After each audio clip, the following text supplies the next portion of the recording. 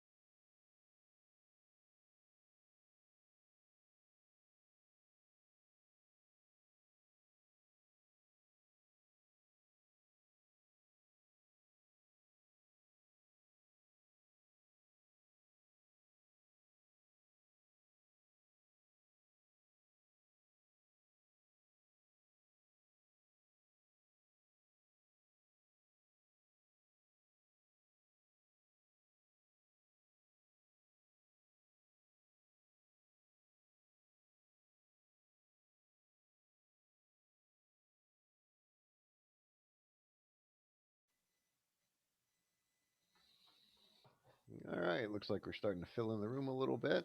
Say another minute or so. We'll get rolling along here. This is an open discussion evening. I've been challenged in getting some featured guests to come in. Um, haven't been pushing people very hard. Um, but I am hoping to see somebody come in this evening that actually does a regular cannabis talk show. I'm not going to share too much until I see if she shows up or not. And she will definitely be somebody that will be able to round out our conversation, I would think, this evening. Um, the only other thing I probably will discuss in much detail tonight will be a little bit of flushing out of some of the conversation we had last week about NORML Smoke the Vote campaign and gathering information about what our South Carolina candidates have to say about what their positions are. Um, we'll get all into that in just a couple moments. I see we are at 7:02. So let me get my little cheat sheet up here. There it is. And as we always start our meetings, I'd like to welcome everybody that's here with us this evening and anybody that may be watching later on YouTube. All of our meetings are an environment of education and awareness. This is not an open market for the sale, purchase, or distribution of cannabis products. We do not encourage or condone illegal behavior of any kind. All right, got our disclaimer out of the way. Again, welcome everybody. As I just mentioned, tonight pretty much open discussion. So if anybody has some things they'd like to discuss or chat about, um, you, there should be in the participants window a little button that says raise your hand. Um, or heck, just go ahead and unmute yourself and chime in. Um, with the smoke the vote things that we were talking about last week, I did actually send out a couple of test um, emails to a few candidates that are in my local district here or districts. Um, with the letter, kind of as I read it out to everybody, I did fix the wording a little bit where I asked whether they supported or condemned because I couldn't think of the right word at the moment. As I mentioned to you, I had to hit the thesaurus. Opposed. Duh. Support or oppose. So fix that up. And as Kristen had also recommended, we add our sources for some of the facts that we gave them at the bottom of our request letter um, that were actually derived from the ACLU's most current report on cannabis arrests across our nation. That they pulled from the FBI files from 2018, the latest reported year. And I did actually get one response back, although they didn't answer this question specifically the way they were asked. But there was one incumbent that did respond. I also had a couple of other people. I posted it out to our social media, and I had, I think, one or two other people actually give us some additional information on some candidates in their area. So we applied that information into the Smoke the Vote voter guide. I have not been back to check if it's been processed and updated yet. But that's something we will definitely be doing is following up and making sure that NORML does update that information as we get closer to the elections. So with that in mind, if anybody that's with us tonight does have any indication on what their local politician's opinion or position is on cannabis, we always welcome you to share that info with us. And the other thing too is I had mentioned the letter that I wrote, and then later in the week, I'm in the process of taking Green Flowers cannabis advocacy class course, and they actually were talking about questions to ask your politicians, and they gave us 4 or 5 questions in that course. So I kind of copied and pasted them in the bottom of my document just to sort of look at those a little bit. And it was basically just asking, what's your position on? What's your position on? Where I was asking, you know, do you support or oppose? And then if you support, would you sponsor a bill or co-sponsor or sign on? And if you oppose, what are your reasonings? Just so we sort of had an insight on why they opposed. Um, the response I did get from Sandy Sen was actually different than the responses that I've seen or gotten from her in the past. Usually her response was that she doesn't support medical marijuana or she won't support medical marijuana until it's FDA approved. Uh, to me, that's a kind of a scapegoat kind of answer from politicians, mainly because it's the DEA that controls who can do the research. FDA approval starts with research, and so it's an enforcement agency that's preventing research from even being done. And Senator Sen is a law enforcement supporter. You would think that she would say to her law enforcement buddies up at the federal level and the DEA, hey, you know, let's get with the program here and start letting research be done on this. Um, so that, like I say, she seems to at least be easing her position now. She says she does support medical for, I don't know if it was just terminal or appropriate. I'd have to actually pull up her email and give it to you. But I think the funny thing that, and I was discussing this with another member of our board the other day. A funny thing in her comment, and actually now that I'm talking about it, I will bring it up and sort of share it here. Let me go back. Kristen, I was looking at the NORML sheriff's list you sent me. Is there a way we can sort that by county? And now let me go find Sandy Send. There's Sandy. Click the button and hit the share button so y'all can see this. Scott, yeah, I can definitely sort those by county for you and then get that resent. Okay, cool. Yeah, I started looking through it. I'm like, oh, they're not by county, and I'd have to kind of search Yeah, it out. So and yeah, there's that'd a be lot. there were a number of them. Yeah, perfect. Yeah, if you can sort them by county. So I don't know if I can zoom this up too much bigger. Oh, look at that. There it goes a little bit. And so, Senator Sen's response was, thanks for writing. I support true MMJ laws, which I don't know what she defines as true, for objective and serious medical illness. Serious needs to be a definition that I can support. So again, defining the words are important to her. Other states have high card counts for chronic pain for people under the age of 25. And that was something I wasn't sure what the heck she meant. Well, apparently, a lot of these states that have legalized for medical reasons have a lot of younger people that are getting the medical cards. Um, she cannot support for that. I cannot support for the benefit of society. I think what she believes in that, and I'm interpreting this in my own opinion, so it's not necessarily her words, is that she believes that a lot of these younger people are kind of scamming the system so they can get access to cannabis because she follows up. If we were to do that, then it needs to be legalized without medical reasons needed because to me that amounts to the same thing. So her thought is, yeah, it's just young people are having access to it, and because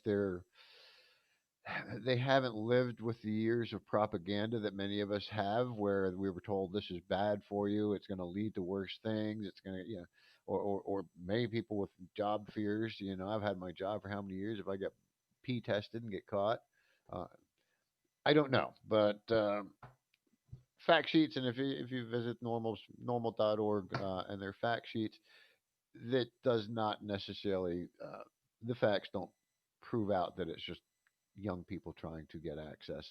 Matter of fact, the I believe it's the above 40 ages um, are the largest growing segment of the cannabis medical cannabis use in the legal states.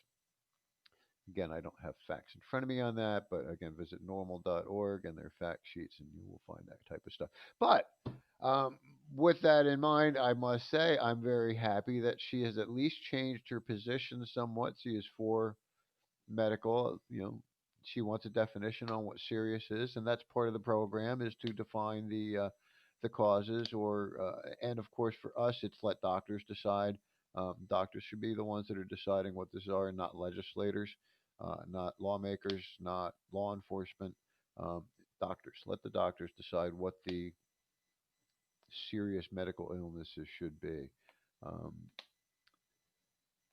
I disagree with some of the ones that say, "Oh, you have to be terminal and you're going to be diagnosed with be dying within a year." Uh, no, cannabis can help quality of life in a lot of other ways. But I digress, as I often do. Um, that was Senator Sanders' response. I think I turned off the share on that now, so I can kind of hide this over here. Um, the other thing I will bring up, just because it is important, find it here again, are those 5 questions that I said I saw on the training course that I was on. It's 5 questions basically. Please indicate your position toward eliminating criminal penalties for the responsible use of marijuana by adults. Number 2 is please indicate your position toward legalizing the medical use of marijuana for seriously ill patients. Number 3, please indicate your position toward legalizing and regulating the responsible use of marijuana by adults. Number 4, please indicate any marijuana related legislation you have sponsored, co sponsored, or publicly supported. And number 5, please indicate your position toward marijuana's current classification as a Schedule 1 substance within the Controlled Substances Act.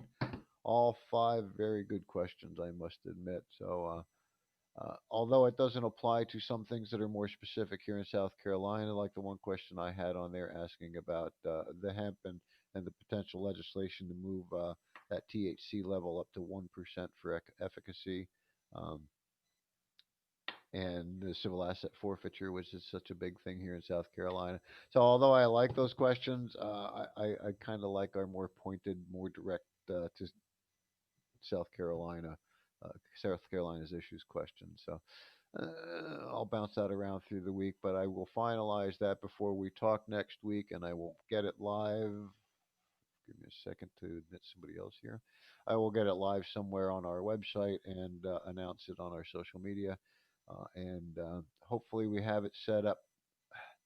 I'm not going to promise it's going to be operational by next Sunday because I'm probably going to need some help from some folks at National on getting this so that folks from anywhere in South Carolina can put their address in and it'll go to just their legislators. Um, shouldn't be too hard, but I this is my first time doing one of these, so bear with me on that.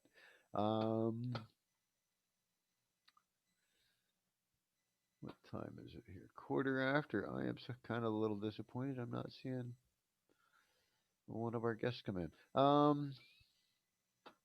That's it for the kind of smoke the vote conversation. Does anybody have any kind of subjects on the top of their mind that they'd like to talk about tonight or address?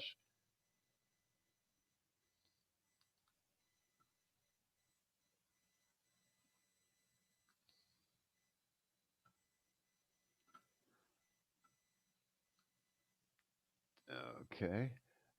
I'm going to quick zip over to our Facebook page here just to refresh my memory on what we've been talking about on the site. As always, we talk about the MORE Act. That is getting more and more publicity right now because it's supposed to be coming up for a vote next month. Um,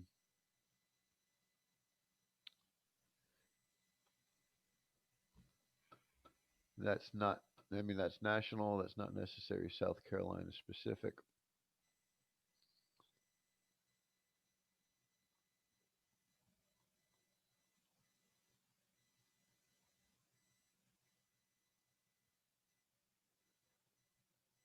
And bear with me, folks, just a minute here. Actually, that one got a fair amount of activity on our site. The MORE Act, which is the Marijuana Opportunity Reinvestment and Expungement Act, is a great bill that accomplishes cannabis reform and takes first step in dismantling the war on drugs. The NAACP, the ACLU, and other groups push Congress to pass marijuana legislation bill by next month. I'm going to kind of open the link and see if I can get a bit more on the story that I shared out here. Oh, okay, I see. This is shared by Dr. Peter Greenspoon, which is somebody I follow. Um, but there's more on this on the NORML page. I'm going to get that link and I'll share that with you right now in the chat window.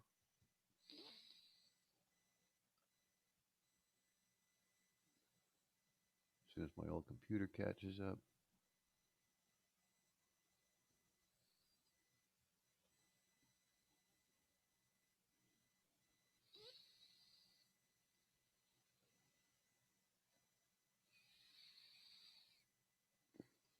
There.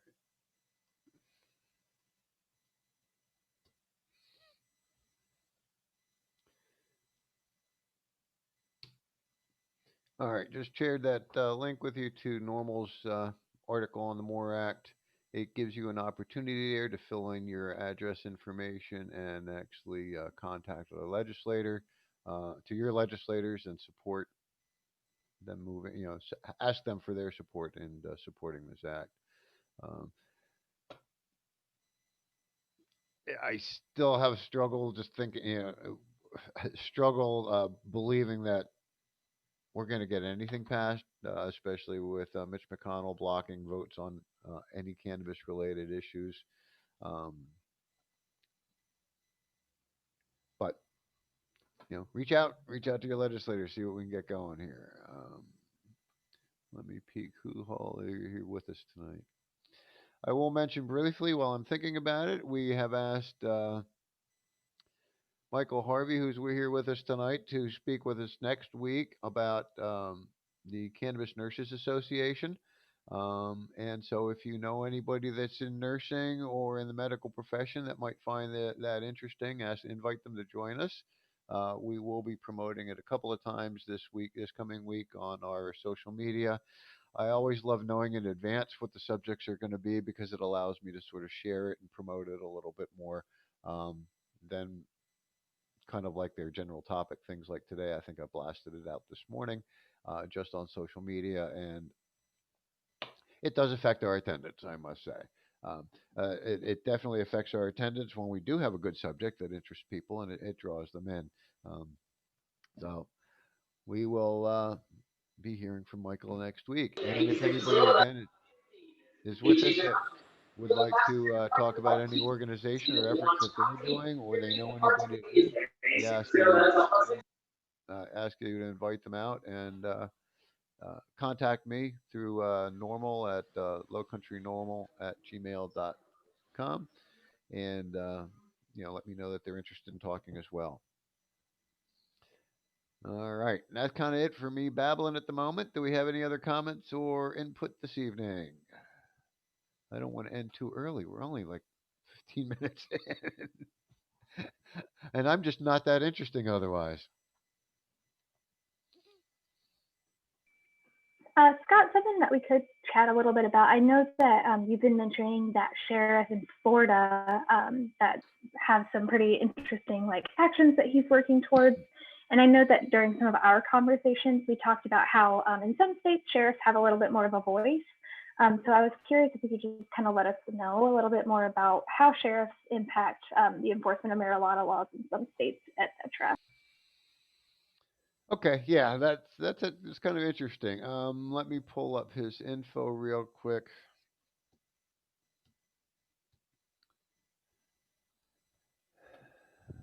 I'm gonna hit my share button again.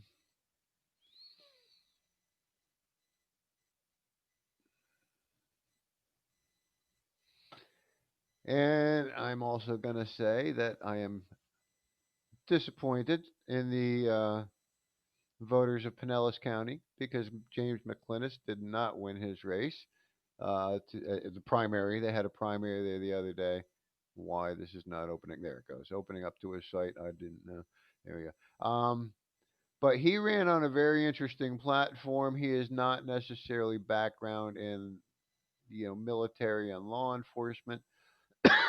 um, He's been more of, I think, 10 years as a um, enforcement transparency type person. Where I want to go to on his site, I think it's under platform.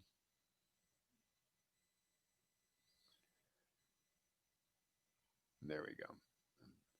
And he had quite interesting platform because it is quite often the sheriffs in a county that can control uh, how things are prioritized um, and how they interact with the general public.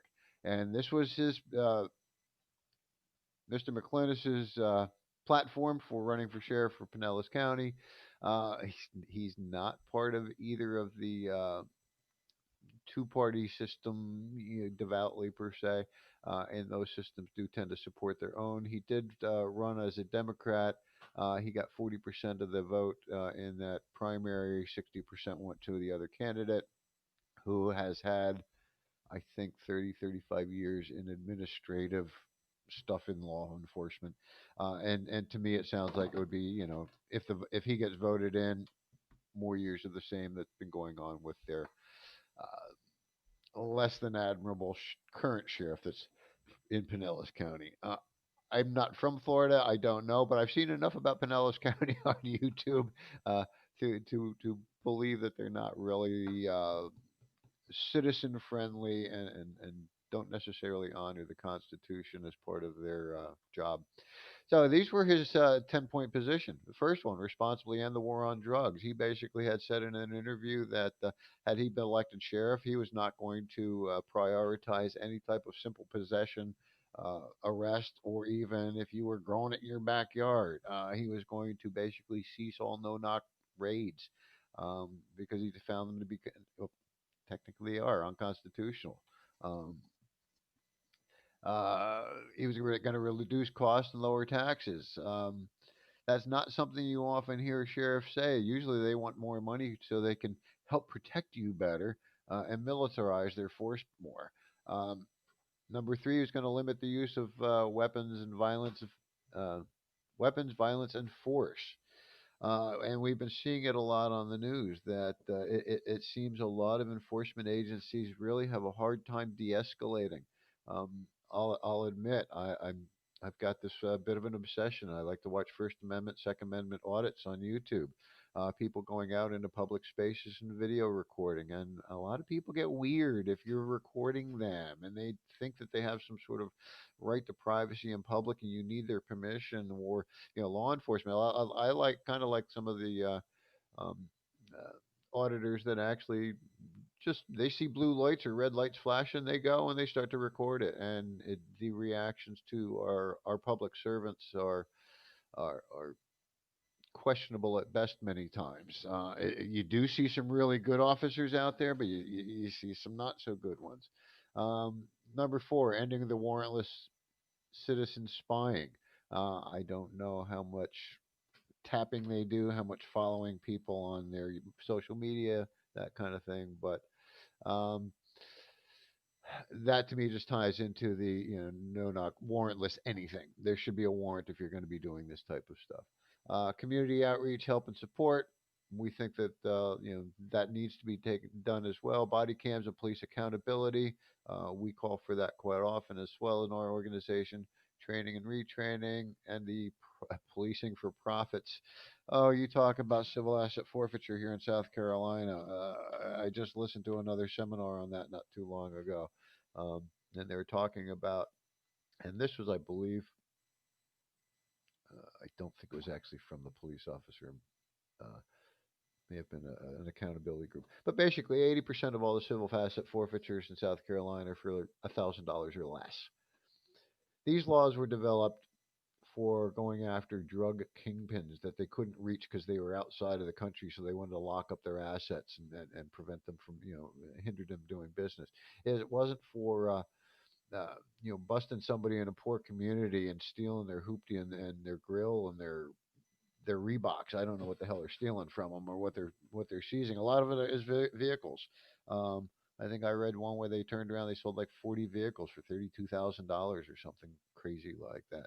Um, uh, and if you understand civil asset forfeiture, it is a violation of the Fourth Amendment, which is supposed to protect you and your possessions from unreasonable searches and seizures. Well, in civil asset forfeiture, they don't charge you with a crime; they charge your asset with a crime, and then they seize it, and then they make you request it back, or they sell it. Hopefully, they sell it. And of course, one of my favorite quotes from our uh, past Attorney General Jeff Sessions was, "Well, geez, only about 4 out of 5 people even ask for their stuff back." Well, hell, you just stole almost everything that they had of value. What do they have to pay their lawyers? You can't just go knocking on the DEA or the police department's door and going, "Hey, can I have my stuff back because it was illegal what you did, and you had no right to steal my stuff?" And you can't just do that. You have to pay lawyers. It takes time. It takes money. And they've just stolen all your money. Okay, I've digressed again, but that's me. Uh, so yeah, South Carolina and their civil asset forfeiture program. I actually listened to let me see if I remember this correctly. It was a sheriff's union representative. I don't know exactly his position, using the phrase legal civil asset forfeiture. I'm dumbfounded when I hear that because it's not legal. It violates the Constitution, and that just to me is evidence that although most officers take an oath to honor the Constitution, they don't live by that oath. They spit on the Constitution, wipe their ass with it every day. Um, Not all, not all. I just had a question. Matter of fact, this past week from a viewer, a follower. I posted something about legalizing whatever, and they said, "Hey, is this group just about legalizing and moving the laws forward, or is it police bashing as well?" I'm like, well, and I didn't answer the question at this point, but my thought is, some may call it police bashing, some may call it highlighting the transgressions of our public servants. Um, and because we are an organization that fights for civil rights and civil liberties, we have to point out the discretions of violations of civil rights and civil liberties. Um, and that's kind of what that is. So ending policing for profits. A constitutional sheriff 24/7. Yeah, we want a sheriff, and again, we wish somebody like this was running for sheriff in counties in South Carolina that believes and honors the Constitution, the First, the Fourth, the Fifth, the Sixth Amendments, which are the ones that are relatively important to activists and activism. You know, your right to free speech. Um, we don't. I am not a Second Amendment uh, activist, so I don't, like I say, I like to watch some of the Second Amendment audits. I don't feel a need to carry arms with me. That's somebody's personal choice outside of that. And when I see some of these people carrying what seem to be militaristic weapons across their chest, oop, lost somebody, in these audits, I don't know what to say or what to think. Again, I honor the Constitution. I honor their right to do what they're doing, um, and that's because I believe in the Constitution as it's supposed to, as our main guide for our laws in our nation. And then, of course, there's the justice reform, um, and those are the 10 sort of things that he talks about. I'm going to end the share there. Um, so yeah, Kristen, thanks for bringing that up. I don't know if anybody else has some thoughts on that. Like I said, I have kind of made my thoughts known, and they might not be agreeable to everybody, but I respect that. Any input from anybody else on there on what you think sheriff's abilities should or should not be, or um, we because that's something we're going to be also looking at. We have a lot of sheriff's race in South Carolina, and as I mentioned, we have a list of those spreadsheet. We're going to try and address them with the same questions that we are asking our other legislators.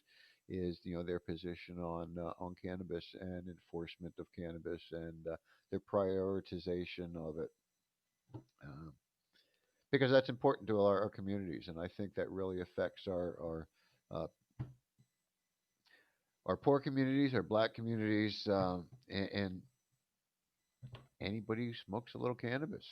Um, so we want to protect people that need their medicine and that also need their civil rights protected. Thoughts, comments?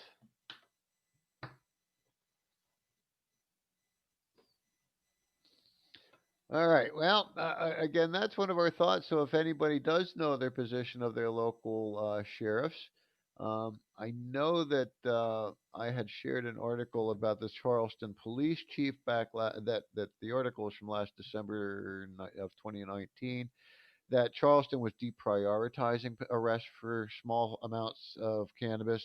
My understanding from that article was because the prison that was built for like 600 inmates had like 2,000 in it, and they were trying to reduce the population in the prison, which indicates how many people are going to jail for small amounts of marijuana.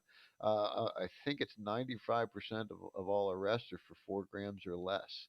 And I've talked to people that have been in jail for much, much less than even 4 grams, um, trace amounts at best. Uh, and as I've mentioned before in our conversations, a marijuana arrest for simple possession here in South Carolina have increased.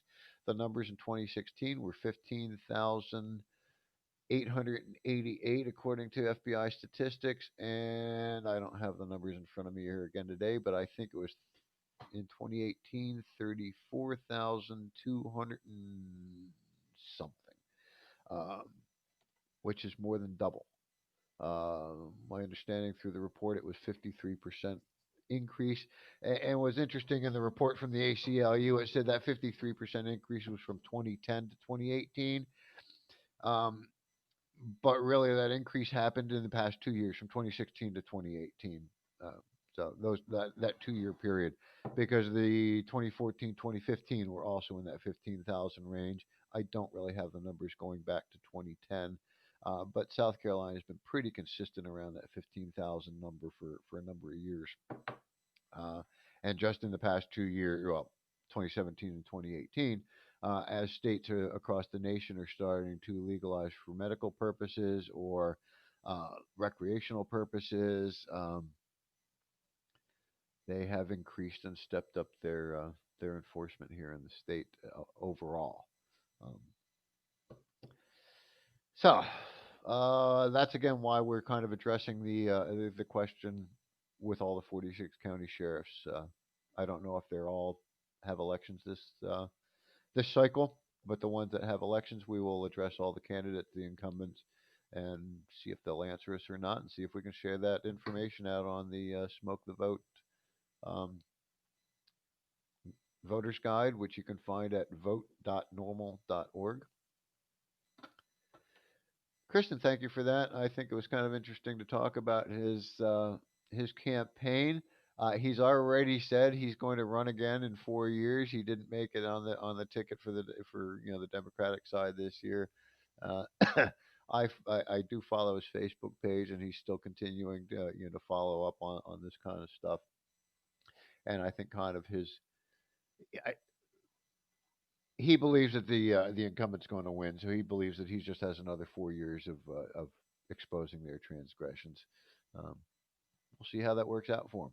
Hopefully, like I say, we can find some South Carolina sheriffs that are feeling kind of the same way that this one does.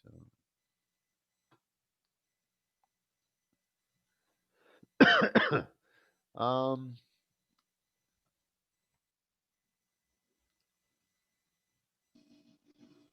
I think that is going to be the subject tonight. Oh, there, yeah, and that sort of rounds out because that was one of the things that if nobody had any real topics that I did want to discuss my uh, kind of our position where we believe that law enforcement needs to kind of get with the program. I've heard too often in the argument of trying to get marijuana legalized that police will say we don't make the laws, we enforce the laws. And yet if you sit and watch the Senate hearings, they reserve the entire front row for law enforcement. They line the hallways, they're in full uniform, and they're speaking out against the laws. So yes, they do help to and be quite honest with you, they probably their unions help much like other activists and lobbyists do to help draft some of the legislation that's out there. And so it's not personally. I don't think as a public servant dressed in uniform that they should be there trying to sway the legislators one way or another. They're public servants. Outside of that, as a public citizen and they're plain clothes, then show up. My belief is again they're a lot of times brought into the into the state house in full uniform and full pay. They're being paid by taxpayers' dollars, and yet doing a disservice to the taxpayer where a large percentage of those taxpayers support changing marijuana laws. They support medical, a larger number, and they support recreational, a slightly smaller number. I think that number, even um, across the aisle, bipartisan, it's at least 56%. Um, I know if on the left side of the aisle, those numbers are higher. They're according to a vote here in South Carolina, it was 82%. So support the taxpayers, support the Constitution. That I guess is enough of my talk on law enforcement tonight. But that is why we want to know their position for Smoke the Vote, um, because we want them working for the citizens and not against the citizens. Uh, we're looking forward to Michael joining us next week and telling us about the Cannabis Nurses Association. Um, like I say, I will be reaching out to anybody locally at any. I don't know if I'm not on any nursing sites, but again, we'll be sharing it on our social media um, because we want to look at the medical view. And as you know, we look at all aspects of it in the conversation. So that's kind of my chat for tonight. I want to thank you all for joining me. I hope I didn't turn anybody off with some of my pro Constitution stuff, but that's kind of why I got into it in the first place. I believe we got to support the Constitution. Anyway, thank you all. We will be back here again next Sunday at 7 p.m. We will be looking forward to you joining us. If you have any questions, comments, visit us at normalsc.org or email us at lowcountrynormal@gmail.com. Thanks again for joining. Have a good night.